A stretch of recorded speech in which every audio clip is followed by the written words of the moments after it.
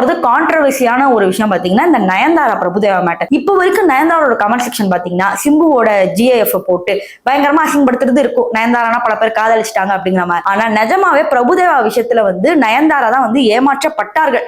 என்ன ஆச்சுன்னு பாத்தீங்கன்னா நயன்தாராவும் பிரபுதேவாவும் நல்லா தான் காதலிச்சிட்டு இருந்தாங்க. பிரபுதேவாக்கு இன்னொரு மனைவி இருந்தது நயன்தாராவுக்கு ரொம்ப நல்லாவே தெரியும். பிரபுதேவா அவங்களை டிவோர்ஸ் பட்டு உடனே கல்யாணம் பண்ணிக்கிறேன் அப்படிங்கிற மாதிரி சொன்னாங்க. நயன்தாரா பச்சை எல்லாம் குத்துறாங்க. அதுக்கப்புறம் கலைஞர் டிவில ஒரு டான்ஸ் போட்டாங்க. இதுல இருந்து என்ன கன்ஃபார்ம் ஆயிடுச்சுன்னா சரி கண்டிப்பா கல்யாணம் பண்ணிப்பாங்க போல அப்படிங்கிற மாதிரி. ஆனா கடைசியில பசங்க தான் முக்கியம், பொண்டாட்டி தான் முக்கியம் அப்படின்னு சொல்லி அப்படி தபக்குன்னு குதிச்சவங்க நயன்தாராக்கு ஒரு பெரிய இடியா விழுந்துருச்சு.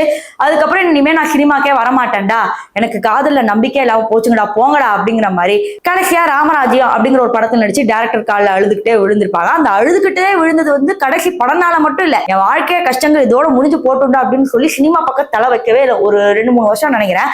அதுக்கப்புறம் ராஜா ராணில என்ட்ரி கொடுத்துட்டு மறுபடியும் இப்ப நம்பர் 1 இருக்கிறாங்க.